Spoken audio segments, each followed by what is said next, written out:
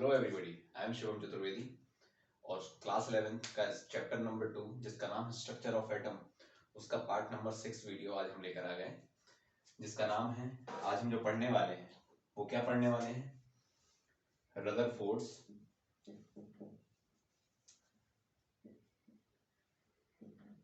Alpha scattering experiment.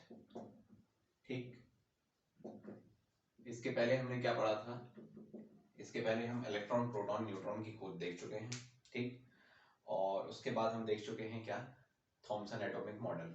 अब Thomson atomic model में जो ड्रॉबैक्स थे उनको क्लियर करने की कोशिश करेंगे हमारे रदरफोर्ड साहब। ठीक, कैसे करेंगे कि उस समय तक देखिए कि रेडियो एक्टिविटी की भी खोज हो चुकी थी। ठीक, लेकिन अभी न्यूट्रॉन नहीं आया है, रेडियो एक्टिविटी आ चुकी है। तो उन्होंने सोचा कि यार क्यों ना हम बेरिलियम की जगह कुछ ऐसा मेटल लगाएं, क्योंकि बेरिलियम तो है मोटा, तो हमें कुछ ऐसा मास्क लगाना चाहिए जो हमने न्यूट्रॉन में पढ़ाया था रेडियो एक्टिविटी में कि क्यों ना कुछ ऐसा चीज लगाएं। बेरिलियम तो बाद में लगा, कुछ ऐसा चीज लगाएं कि जो पतला हो। तो उन्होंने सोचा कि पतला भी हो और अनरिएक्टिव भी हो। अनरिएक्टिव और पतला जो उन्हें मिला वो क्या मिला? AU foil. अब एयू फॉइल क्या है? सोना होता है, सोने की पत्ती लेकर आ गए वो। ठीक, सोने की पत्ती लेकर आ गए, किस लिए? कि इन्हें रेडियो एक्टिविटी के बारे में जानना था और एटम का सही मॉडल बताना था। रेडियो एक्टिविटी भी बच जाए और रेडियो एक्टिविटी की मदद से, रेडियो एक्टिविटी आ चुकी थी उसकी मदद लेंगे ये। इनने पॉजिटिव साइड देखी उस रेडियो एक्टिविटी की, उसकी मदद से इन्होंने क्या किया? उसकी मदद से इन्होंने एटॉमिक मॉडल निकालने की कोशिश की, क्योंकि ये जानते थे कि जो थॉमसन साहब बता रहे हैं ये सही नहीं बता रहे हैं। ऐसा थोड़ी होता है कि तरबूज खाओ और एटम का मॉडल बता दो। तो इन्होंने एक लिया लेड बॉक्स। कैसा बॉक्स? Lead box.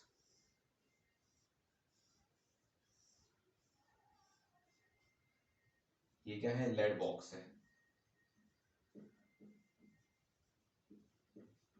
ये इसलिए लिया क्योंकि इसके अंदर रखना था इन्हें ऐसा रेडियो एक्टिव एलिमेंट जिससे निकले रेडियो एक्टिविटी के रेडिएशंस। ठीक, तो यदि हम यहाँ पर रेडियो एक्टिव का कोई एलिमेंट रखेंगे, मान लीजिए कि ये रखा हमने, ठीक, ये रेडियो एक्टिव एलिमेंट रखा, तो ये निकालेगा रेडिएशन। तो लेड एक ऐसा बॉक्स होता है, लेड बॉक्स, कि जो उन रेडिएशंस को, मान लीजिए कि एक्सपेरिमेंट हो रहा है, हम एक्सपेरिमेंट कर रहे हैं यहाँ से, तो वो पीछे तरफ ना अपने रेडिएशन छोड़े, तो उसको बचाने के लिए ये रख दिया कि वो रेडियो एक्टिविटी के जो रेडिएशंस आए उससे हम बच जाए, हमें कैंसर ना हो जाए। ठीक, तो ये यहाँ से निकले और इन्होंने यहाँ पर एक पॉजिटिव फील्ड भी सेट कर दी। पॉजिटिव फील्ड कैसे सेट की जाती है आप क्लास 12 की फिजिक्स का चैप्टर 1 है इलेक्ट्रोस्टैटिक, उसमें पढ़ लेंगे। ठीक है, यहाँ पर पॉजिटिव फील्ड सेट कर दी। अब यहाँ से निकले रेडिएशंस। ठीक, अब ये जो positive radiation, positive radio activity के जो पॉजिटिव रेडिएशंस होते हैं वो क्या होते हैं? वो होते हैं अल्फा पार्टिकल्स।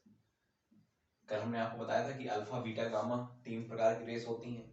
जो अल्फा होती हैं वो पॉजिटिव पार्टिकल्स से होती हैं, जो गामा है वो न्यूट्रल है, और जो बीटा है वो नेगेटिव है, इलेक्ट्रॉन के सिमिलर है। अल्फा को कैसे हमने देखा था कि 2 प्रोटॉन्स होते थे उसके पास, यानी कि 2 पॉजिटिव चार्ज होते थे, और उसका मास कितना होता था? 4 यूनिट। और ये सिमिलर किसके होता था? हीलियम की न्यूक्लियस जैसे, यानी कि जब हम हीलियम को +2 आयन बना दें। +2 आयन कैसे बनाएंगे? कि उसका जो छिलका है इलेक्ट्रॉन का छिलका निकाल के बाहर फेंक दें, तो उसके जब 2 इलेक्ट्रॉन गए तो बचे 2 प्रोटॉन। 2 प्रोटॉन 4 मास के साथ में जो हीलियम का +2 आयन होता है वही हमारा अल्फा पार्टिकल्स के सिमिलर होता है, एक तो नहीं होता, सिमिलर होता है। अब निकले यहाँ से ये अल्फा पार्टिकल्स जा रहे हैं। ठीक है, अल्फा पार्टिकल्स, ये यहाँ पर इन्होंने मान लीजिए कि ये गोल्ड की लीफ ले ली। ठीक, अब ये गोल्ड लीफ है जैसे, तो इस गोल्ड लीफ में ये हो गए गोल्ड के एटम, ये गोल्ड के एटम है, एक एलिमेंट है ना गोल्ड। हमने आपको पहले मोल कॉन्सेप्ट के पहले वीडियो में बताया था कि एलिमेंट के जो कंस्टिट्यूएंट पार्टिकल होते हैं वो होते हैं सेम टाइप ऑफ पार्टिकल्स, यानी कि सेम टाइप ऑफ एटम, एक प्रकार के एटम। तो ये हमारे सब गोल्ड लीफ है, ये बनी है किससे? ये गोल्ड लीफ है, गोल्ड लीफ ये बनी है किससे? गोल्ड के एटम से। तो हम इसको बेहतर तरीके से अंडरस्टैंड कर सकें, इस इसलिए हम इसका एक एटम लेंगे, ठीक है। तो हम इसको रब करने वाले हैं।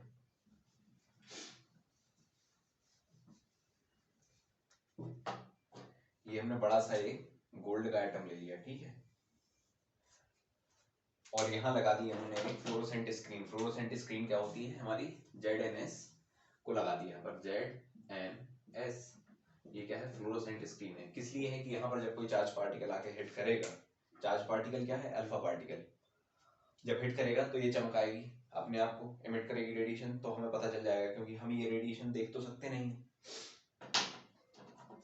तो जब इन्होंने ये अल्फा पार्टिकल भेजे चारों तरफ, अब इकट्ठे एक साथ जा रहे हैं अल्फा पार्टिकल, ठीक है, तो कुछ अल्फा पार्टिकल्स ऐसे सीधे निकल गए। इसको और छोटा बना लेते हैं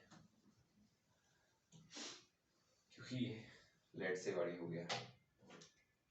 ये देखिए इतना इतना बना लेते हैं, ठीक है। ये हो गया हमारा गोल्ड का आइटम। तो कुछ अल्फा पार्टिकल्स ऐसे सीधे निकल गए, यहाँ आके हिट किए, यहाँ आके हिट किए, यहाँ आके हिट किए, यहाँ आके हिट किए, बीच में हिट नहीं किए। उन्होंने देखा कि यार बीच में क्यों नहीं हिट किए, तो उन्होंने देखा कि यार जो एटम है वो तो इतनी जगह पर है, ठीक है, एटम इतनी जगह पर है ये, और कुछ पार्टिकल जाके यहाँ हिट कर रहे हैं, यहाँ हिट कर रहे हैं, यानी कि मतलब जो स्क्रीन चमक रही है वो यहाँ चमक रही, यहाँ चमक रही, यहाँ चमक रही, यहाँ चमक रही, यहाँ चमक रही, यहाँ चमक रही। तो इतने पार्ट में तो एटम है, तो ये जो चार जगह चमक रही है वो तो हम मान सकते हैं कि हाँ भाई ठीक चमक रही, लेकिन एटम के ऊपर कैसे चमक रही, तो एटम के ऊपर ऐसे चमक रही है कि यहाँ पर बीच में कुछ ऐसी चीज होगी, ऐसी डेंस पार्टिकल, कुछ बीच में कुछ डेंस पार्टिकल होगा कि रुक जाइए, ये एटम है, ये जो टेप है ये एटम है। अब यहाँ से हम कुछ पार्टिकल्स को निकाल रहे हैं, पार्टिकल्स को निकाल रहे हैं, तो ये बीच से तो चले जा रहे हैं, मान लीजिए कि ऐसा गया ऐसा गया, लेकिन जब हम वहां से स्क्रीन से देख रहे हैं तो इस एटम के ऊपर भी हमें क्या स्क्रीन चमकती हुई दिख रही है, ऐसी जा रही है यहाँ तक, यहाँ ऐसे में खत्म हो जाना चाहिए ना, सामने वाली स्क्रीन में मान लीजिए ये स्क्रीन है, यहाँ से हमने भेजे क्या अल्फा पार्टिकल्स, तो इतने पोर्शन में जाके उन्हें खत्म हो जाना चाहिए, लेकिन नहीं हुए वो खत्म, वो जाके और ऊपर जाके हिट कर रहे हैं और ऊपर जाके स्क्रीन चमक रही है। तो वो कैसे चमक रही है, तो ये है देखिए हमारा एटम, इसके बीच में कुछ ऐसा पार्टिकल रखा है, ये एक का सिक्का देखा आपको, ये इसके बीच में कुछ ऐसा पार्टिकल रखा हुआ है कि जिसके कारण ये आगे नहीं जा पा रहे हैं, डिफ्लेक्ट हो रहे हैं। अब जैसे यहाँ पर अभी हम इसको एक के सिक्के को और जूम करके देखते हैं कि ये आया, ये पार्टिकल आया और इसके किनारे से टकराया, जब किनारे से टकराएगा तो जाना सीधा चाहता था, जाना सीधा चाहता था, लेकिन इसने इसको मोड़ दिया, इसने इसको ऐसा मोड़ दिया। अब आप कोई भी एक बॉल लोगे बड़ी सी, कोई भी एक बॉल लोगे बड़ी सी, ये यदि बीच का मान लीजिए इससे बड़ा एटम है, ये ऐसा, अब ये एटम नहीं है, अब ये एटम के बीच वाला है, यहाँ से आगे कोई भी चीज टकराएगी, तो कोई भी चीज यदि टकराएगी तो ऐसी चली गई, यानी कि इसने यहाँ पर डिफ्लेक्ट कर दिया। जब इसने डिफ्लेक्ट कर दिया तो हम समझ गए कि इस चीज के पास कुछ ना कुछ मास है, मास है इसलिए तो डिफ्लेक्ट किया। और ये बीच में क्या है, एम्प्टी स्पेस है, एम्प्टी स्पेस है, तभी से तो पार्टिकल्स हमारे सीधे के सीधे निकल गए, एम्प्टी स्पेस ना होता तो रुक जाते वो, ठीक है। तो ये एम्प्टी स्पेस था इसलिए यहाँ से निकल गए, यहाँ ये एम्प्टी नहीं है, यानी कि यहाँ कुछ मास वाली चीज है जिसके पास अपना कुछ वजन है, किसके, अल्फा पार्टिकल्स की तुलना में उनके पास कुछ अपना वजन है। अब वो वजन कैसे, वो भी हम बताते हैं। और ये क्या हुआ कि जैसे कई पार्टिकल्स निकले, तो 8000 पार्टिकल्स में से, 8000 पार्टिकल्स में से एक पार्टिकल ऐसा होगा कि ये जो डिफ्लेक्शन कर गया, यहाँ से ऐसा आया, ये आ रहा पार्टिकल, कई सीधे निकल गए, तो ये जो आया यहाँ से, ये और ये, इसमें यहाँ पर मास होने के कारण ऐसा डिफ्लेक्ट हो गए, ये यहाँ चला गया और ये यहाँ चला गया। इस कारण से हमें ऐसा लगा कि यार ये एटम को भी, एटम के भी एक्सट्रीमिटीज पर जाकर हमको ये ZNS की स्क्रीन है ये चमक रही है, तो यानी कि एटम से बाहर तो हम लाइट भेज नहीं रहे हैं, एटम के अंदर ही अंदर पूरा काम हो रहा है, तो एटम के बाहर लाइट क्यों चमक रही है, यानी कि एटम का जो पूरा वो है डायमीटर, उससे भी ऊपर जाके इसलिए चमक रही है क्योंकि वो जो बीच में मास वाला चीज रखी है, जिसके पास मास है, एटम के बीच में भी कोई ऐसी चीज है जिसके पास मास है, और एटम के अंदर कुछ फ्री स्पेस है, कुछ फ्री स्पेस के बीच में एक कोई चीज ऐसी है जिसके पास मास है। अभी मास ही हमें पता चला है, उसका चार्ज नहीं पता चला, मास है जिस कारण से वो डिफ्लेक्ट कर गई, ठीक है। जब डिफ्लेक्ट कर गई तो ये क्या था, हमारा 8000 पार्टिकल्स में से एक पार्टिकल क्या हो रहा था, डिफ्लेक्ट करता था। अब ऐसा एक, अब 20,000 पार्टिकल्स में से 20,000 पार्टिकल्स में से एक पार्टिकल ऐसा भी था। अब हमें इसका देखिए, अब हमें इसका ये डायमीटर पता चल जाएगा कैसे, कि ये जो हमारी अल्फा पार्टिकल्स थे ये जाएंगे तो सीधे जाके जहां स्क्रीन चमक रही है तो वो तो हो गया एम्प्टी स्पेस, लेकिन कहीं पर ओपेक ऑब्जेक्ट की, मतलब यहाँ पर ये स्क्रीन नहीं चमक रही है, पूरे में तो चमक रही है लेकिन ऐसे में नहीं चमक रही है। यहाँ पर ये क्या बन रही है इसकी, ये बन रही है यहाँ पर शेडो। तो जब किसी भी चीज की शेडो बनती है तो वो क्या होता है, वो होता है ओपेक ऑब्जेक्ट, यानी कि उसके पास मास है, ओपेक है, यानी कि अपने पास से वो पार्टिकल्स को पास नहीं होने दे रहा। तो इससे हम ये समझ गए कि ये भैया ये जो शेडो दिख रही है ना, ये हमारा है, ये जो बीच वाले चीज रखी हुई है जिसके पास मास है उसका डायमीटर है ये, क्योंकि एटम गोल है, एटम के बीच में भी जो चीज रखी हुई है वो भी गोल है, तभी से तो डिफ्लेक्ट की। यदि ये रेक्टेंगुलर होती तो लौट के आ जाती, रेक्टेंगल ऐसा जाता, ये ऐसा जाता, इसके किनारे में लगता। यदि रेक्टेंगल होता, स्क्वायर होता, कुछ भी होता, ट्रायंगल होता तो लौट के आ जाता, लेकिन वो क्या है, वो है कर्व, यानी कि वो है गोला। जब गोले से जाकर कोई चीज टकराएगी तो ऐसे जाके ये डिफ्लेक्ट कर जाएगी। उसके पास है मास, ये भी हम समझ गए। यदि मास ना होता तो वो डिफ्लेक्ट कैसे करती, वो तो उसको मारती, ऐसे जाती। ये मान लीजिए हाथी जा रहा था, हाथी जा रहा था, सामने चींटी होती तो चींटी को तो दबा देता, लेकिन वो समझ गया कि यहाँ पर ये जो मास है इसके अल्फा पार्टिकल के मास से वो कहीं गुना ज्यादा है, ठीक है, यानी कि ये चींटी है और वो हाथी है। कैसे हाथी, वो बताते हैं। अब कुछ गया यहाँ से 20,000 पार्टिकल्स में से एक पार्टिकल वैसा गया कि वो लौट के आ गया, यानी कि बाउंस बैक हो गया, यानी कि एक 180 डिग्रीज पर रिफ्लेक्ट बैक हो गया। अब आप कहोगे कि रिफ्लेक्ट बैक का इन्होंने पता कैसे लगाया, तो ये एक एक्सपेरिमेंट सिंगल टाइम में नहीं होता है। ये जो है हमारे रदरफोर्ड साहब, ये नोबेल प्राइज विनर हैं, तो सिंगल टाइम में ये होता नहीं है, कई रिसर्च पेपर चलते हैं, कई आगे आगे एक्सपेरिमेंट्स चलते हैं। तो ये इतने ज़्यादा ये मतलब ज्ञानी व्यक्ति थे कि इन्होंने ये नंबर ऑफ जो अल्फा पार्टिकल्स के रेडिएशन जा रहे हैं ये गिन लिए, कैसे भी करके ये गिन लिए। जीनियस आदमी है, नोबेल प्राइज विनर है। तो ये जब ये इन्होंने गिन लिए तो इन्होंने देखा कि यार गिनने के बाद कुछ 20,000 पार्टिकल्स में एक पार्टिकल आ नहीं रहा है, कहाँ से, यहाँ से बीच से नहीं आ रहा है, यानी कि वो रिफ्लेक्ट बैक हो रहा है।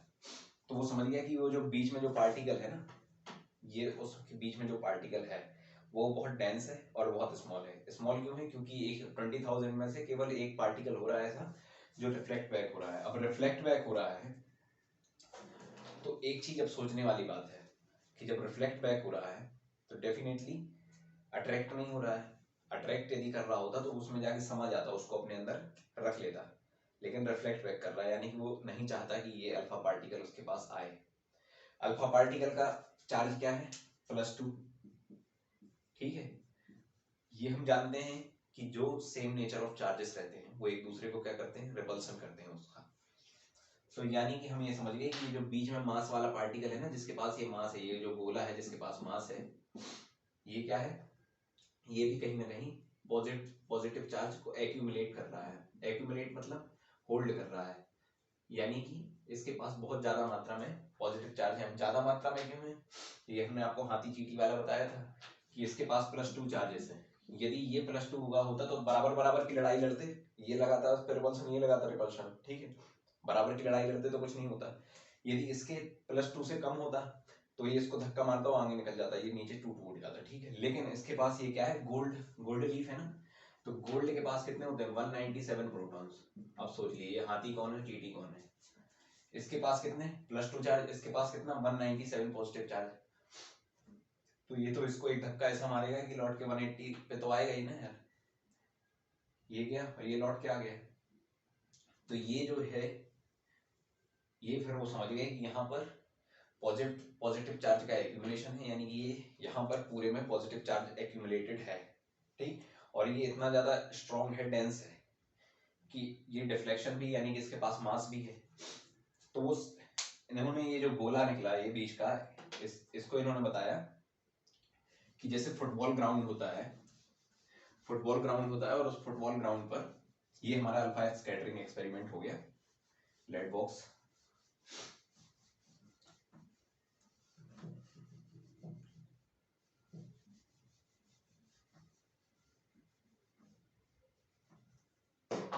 जो फुटबॉल ग्राउंड होता है ऐसा होता है, उसके बीच में एक फुटबॉल रखी होती है, तो उन्होंने इसका ये ऐसा कंपेयर किया कि ये जो एटम है ये है फुटबॉल ग्राउंड,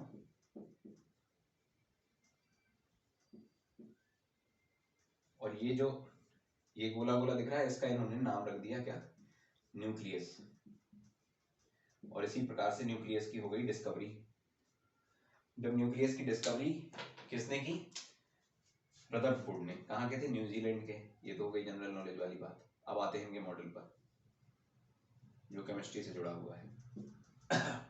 तो न्यूक्लियस की खोज भी कर दी, फुटबॉल ग्राउंड और फुटबॉल भी बता दिया। इसका इन्होंने साइज बताया कि फुटबॉल ग्राउंड यानी कि जो एटम है उसका साइज बताया 10⁻⁻10 मीटर, और इसका बताया कितना 10⁻⁻15 मीटर इन्होंने बताया। अब इनका मॉडल लिख देते हैं कि जो रदरफोर्ड का मॉडल था, रदरफोर्ड का मॉडल ये कह रहे थे कि एटम के बीच में there must be some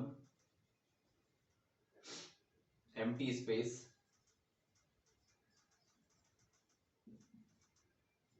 inside the atom। अब एम्प्टी स्पेस ये क्यों कह रहे थे, ये ऐसे कह रहे थे कि यदि ये जो पॉजिटिव चार्ज जा रहे थे, कौन से positive charge, alpha particle, alpha radiation, radio activity के कारण,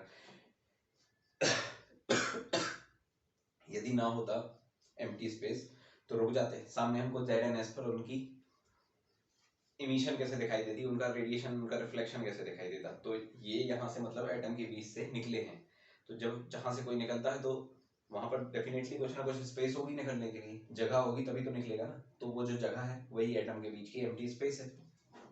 दूसरी बात इन्होंने क्या कही, दूसरी बात इन्होंने कही देयर मस्ट बी, ये अपोस्ट्रोफी ऑफ एस है, there must be accumulation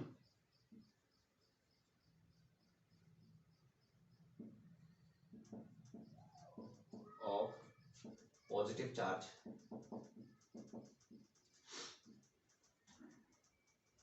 at the center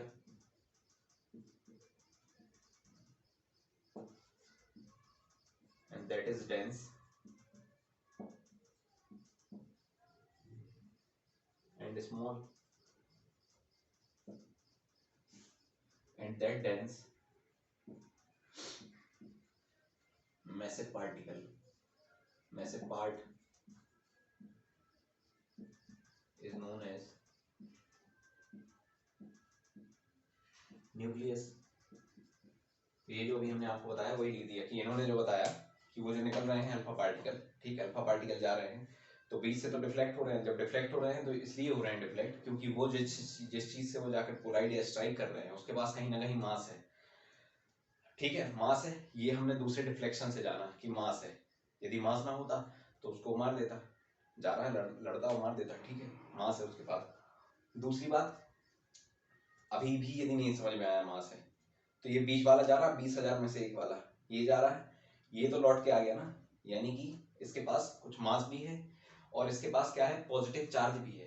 यदि नेगेटिव चार्ज होता तो वो उतनी ही जितनी तेजी से उसने उसको धक्का मारा ना पीछे साइड की तरफ, यानी कि पुश किया, उतनी तेजी से अपनी तरफ पुल कर लेता और ये अल्फा पार्टिकल हमको दिखाई भी नहीं देता कहाँ गया। ये लौट के आया, ये रदरफोर्ड ने जान लिया वहां से कि 180 डिग्री पर लौट के आ गया। तो ये समझ गए कि वो जो सेंटर में पार्ट है जिसका नाम उन्होंने न्यूक्लियस दिया, उस वो अपने एटम का जो हम मास मानते हैं ना कि एटम के पास जो मास है, वो कैसे मानते हैं कि एटम के पास ये जो पूरा मास है वो कहाँ है, सेंटर में है, उसके सेंटर में एक्यूमुलेट है। और वो जहाँ पर मास एक्यूमुलेट है उस जगह को उन्होंने कहा न्यूक्लियस, और उसके पास चार्ज कौन सा है, पॉजिटिव। पॉजिटिव इसलिए उन्होंने माना कि वो जो 20,000 में से एक पार्टिकल जा रहा था लौट के आ रहा था। क्यों, क्योंकि वो वहां से रिपल्शन के कारण लौट के आ रहा था। 197 नंबर ऑफ प्रोटॉन्स थे उसके पास गोल्ड लीफ के पास में। तो वो जब लौट के आ रहा था तो ये समझ गए कि वहां पर पॉजिटिव चार्ज भी है, और जब वो डिफ्लेक्शन कर रहा था तो वो समझ गए कि वहां पर मास भी है। तो मास जाने और चार्ज भी जान गए, और बीच में एटॉमिक में जो एटम में बीच में स्पेस है जहां से वो निकल रहे थे हमारे पार्टिकल्स, तो बीच में एटम की भी स्पेस है। तो फिर लोगों ने पूछा कि भैया थॉमसन साहब ने इलेक्ट्रॉन की खोज तो की है, इस बात का उन्होंने प्रूफ भी दिया, चलो हम मान रहे हैं कि एटम में उन्होंने ये नहीं बता पाए कि एटम का मॉडल कैसा है, पर एटम के अंदर इलेक्ट्रॉन है ये तो बता दिया उन्होंने। तो तुम्हारे में इलेक्ट्रॉन कहाँ है, तो उन्होंने कहा कि है ना, कहाँ है, तो उन्होंने कहा कि ये जो हमारा एटम दिख रहा है, एटम के ये एटम, ये न्यूक्लियस, ये पॉजिटिव चार्ज होल्ड करेगा यहीं पर, ये पूरा मास भी इसमें एक्यूमुलेट होगा, यानी कि पूरे जो एटम का मास है, अभी न्यूट्रॉन उन्हें पता नहीं है लेकिन पूरा मास इसी में है। तो यानी कि उन्हें इतना तो समझ गए थे कि न्यूट्रॉन इसी के अंदर होगा, न्यूक्लियस के अंदर। न्यूक्लियस के अंदर पाए जाने वाली चीजों को हम कहते हैं न्यूक्लियॉन्स। कहाँ रह रहा है वो? न्यूक्लियस के अंदर। तो न्यूक्लियॉन्स में कौन कौन इंक्लूडेड होता है? हमारा प्रोटॉन भी और न्यूट्रॉन भी। लेकिन न्यूट्रॉन अभी उन्हें पता नहीं है, लेकिन इतना जरूर पता है कि ये जो एटम का मास है वो सेंटर ऑफ मास है, यानी कि सेंटर ऑफ एटम में जो चीज है न्यूक्लियस, जिसका उन्होंने खोज किया, उसी में पूरा मास है। ठीक है। तो वो जो इलेक्ट्रॉन है वो उस न्यूक्लियस के रिस्पेक्ट में एक ऑर्बिट में ऐसे ऐसे घूम रहे हैं। कैसे कैसे? ऐसे ऐसे ऐसे ऐसे ऐसे ऐसे। तो ये प्रोटॉन का चक्कर लगा रहा है कौन? न्यूक्लियर, वो इलेक्ट्रॉन, और ऐसे बन रहा है हमारा एटम। ये था हमारा रदरफोर्ड का एटम, एटॉमिक मॉडल। ये जो भी हमने गोला बना दिया, इलेक्ट्रॉन घुमा दिए यहाँ पर। तो इन्होंने क्या क्या क्लियर कर दिया कि पहली बात तो ये देखो, जो थॉमसन का, इनकी मेरिट क्या है? मेरिट और डीमेरिट बोलेंगे हम। मेरिट देखिए, सबसे पहली मेरिट क्या है इनकी? Discovery of nucleus. सबसे पहली बात तो किसने की? रदरफोर्ड ने। दूसरी बात, जो थॉमसन ये बात नहीं बता पाए कि ये इसमें एनर्जी कहां से आ रही है। तो एनर्जी कहां से आ रही है? इलेक्ट्रॉन की काइनेटिक एनर्जी है वो, इलेक्ट्रॉन की काइनेटिक एनर्जी है जो एटम की एनर्जी के रूप में कैलकुलेट हो रही थी। अब काइनेटिक एनर्जी एटम के पास में कैसे आई? तो देखो, एक लिया धागा, ठीक, एक धागा लिया, उसमें बांधा पत्थर, और उस पत्थर को अपनी उंगली, उस धागे को अपनी उंगली में बांधा और ऐसा ऐसा ऐसा ऐसा घुमा दिया। ठीक, ऐसा घुमा रहे हैं जब हम, तो उसके ऊपर कुछ ना कुछ फोर्स लगा रहे हैं। जब फोर्स लगा रहे हैं तो वो क्या सर्कुलर मोशन में मूव कर रहा है। एक पत्थर है, एक रस्सी है, ऐसे ऐसे हम घुमा रहे हैं। जिस पॉइंट पर हम छोड़ देंगे, मान लीजिए ये रस्सी को हम ऐसे ऐसे करते करते ले गए और एकदम से ऐसा छोड़ दिया। जब छोड़ दिया तो जिस पॉइंट पर पत्थर होगा, अब यहाँ पर बोर्ड में समझिए, ये उंगली है हमारी, यहाँ पर पत्थर है, ये इससे ऐसा बना हुआ है, इसमें हम फोर्स लगा रहे हैं ऐसा ऐसा, तो ये कैसा ऐसा मूव कर रहा है। क्यों कर रहा है? क्योंकि जब हम उसको फोर्स दे रहे हैं, वो कौन सा फोर्स है? Centripetal force. फिजिक्स में और अच्छे से समझ में आ जाएगा। ये जो हम ऐसे घुमा रहे हैं, ये सेंट्रीपिटल फोर्स। अब आप कहोगे कि ये हमारी तरफ पूर्ण रूप से क्यों नहीं आ रहा है, यानी कि मतलब जब हम इसके ऊपर अपना फोर्स लगा रहे हैं तो कंप्लीटली हमारी तरफ अट्रैक्ट क्यों नहीं हो रहा है? तो इनके ऊपर एक सूडो फोर्स भी लग रहा है। सूडो फोर्स कौन सा? क्योंकि जब एक फोर्स लगता है तो न्यूटन के थर्ड लॉ के अनुसार दूसरा फोर्स भी एट द सेम टाइम उस पर अप्लाई होता है।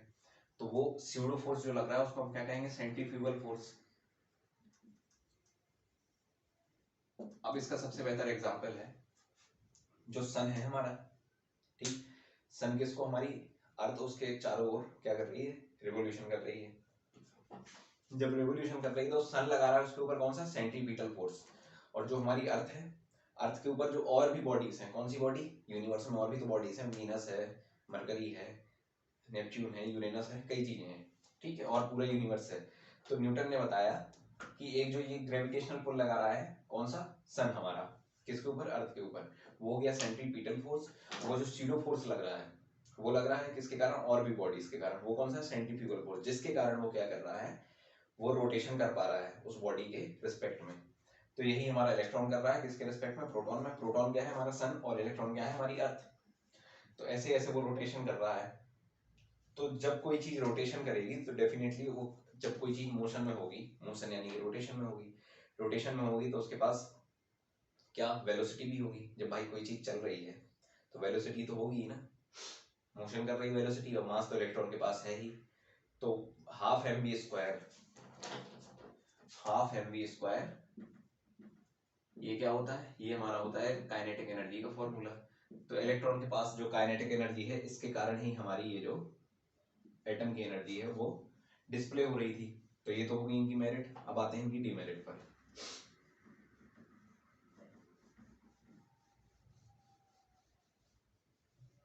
सबसे पहली तो वो जो थॉमसन की डीमेरिट थी कि स्टेबिलिटी नहीं बता पाए, ये भी नहीं बता पाए।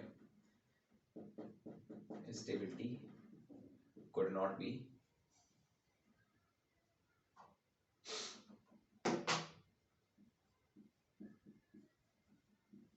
डिफाइंड। क्यों?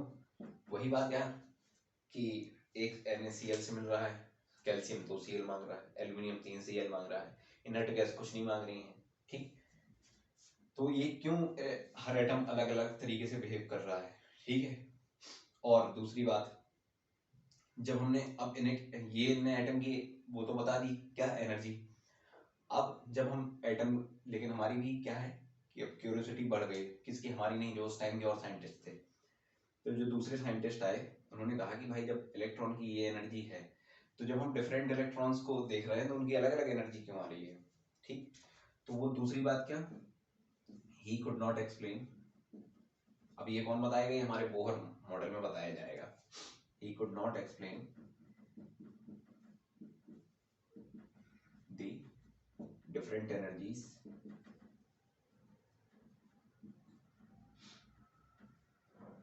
Of electrons.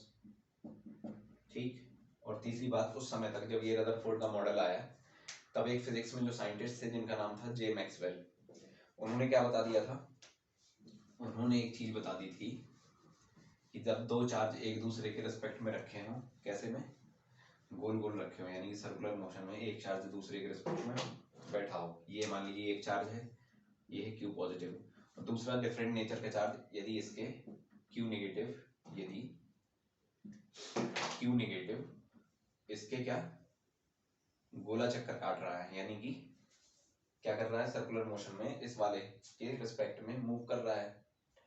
तो मैक्सवेल ने क्या बोला था कि जब ये मूव करेगा तो कैसे करेगा कि हर रोटेशन में, हर रेवोल्यूशन में एक जब ये गोला काटेगा तो कुछ एनर्जी रिलीज कर देगा। कौन सी एनर्जी रिलीज करता जाएगा, रेडिएशन के तौर पे। और क्या करता जाए, जब ये इसकी एनर्जी कम होती जाएगी तो ये कैसा स्पाइरल बन जाएगा, अभी है ये, और फिर ये ऐसा होता जाएगा, ये ये ये ये और ये, अंत में जाके इसी में ही ये एक्यूमुलेट हो जाएगा। क्यों? क्योंकि ये है पॉजिटिव, ये है नेगेटिव, कर तो रहे एक दूसरे को अट्रैक्ट, लेकिन वो गोला के कारण आ नहीं पा रहा है, तो धीरे धीरे कैसे आएगा, अपनी एनर्जी छोड़ता जाएगा और ऐसे ऐसे आते आते इसमें लास्ट में मिल जाएगा। तो मैक्सवेल ने तो नहीं पूछा, वो तो थे फिजिक्स के, लेकिन बोर आए, बोर ने पूछा कि रदरफोर्ड साहब, आपके में मैक्सवेल की थ्योरी अप्लाई क्यों नहीं हो रही है, कि आपके में एक इलेक्ट्रॉन है जो कि नेगेटिवली चार्ज है और बीच में जो न्यूक्लियस है उसमें पॉजिटिव चार्ज है, तो जब नेगेटिव चार्ज है और पॉजिटिव चार्ज है तो एक दूसरे में आकर ये मिल क्यों नहीं रहे हैं एक दूसरे में, मतलब ऐसा क्यों नहीं हो रहा है कि इलेक्ट्रॉन आके प्रोटॉन में आए, मिल जाए और एटम खत्म हो जाए। तो ये मतलब पहली बात तो ये कि यदि ऐसा नहीं हो रहा है तो क्यों नहीं हो रहा है, ठीक, ये बताइए हमें। तो ये नहीं बता पाए, why did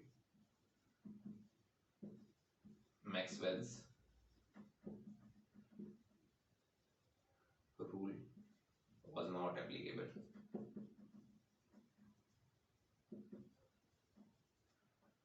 for his atomic model। यानी कि यदि नहीं हो रहा, जो मान रहे हो कि आपका ये जो मॉडल है वो सही है, जो मैक्सवेल बोले वो तो सही है ही, लेकिन मैक्सवेल का लॉ आपके एटॉमिक मॉडल में क्यों अप्लाई नहीं हो रहा है, ये बताइए। तो ये इनके पास कोई जवाब नहीं था। और चौथा एक और डीमेरिट है इनका, यानी कि ड्रॉबैक है जो, वो क्या है कि ये नहीं बता पाए, he could not explain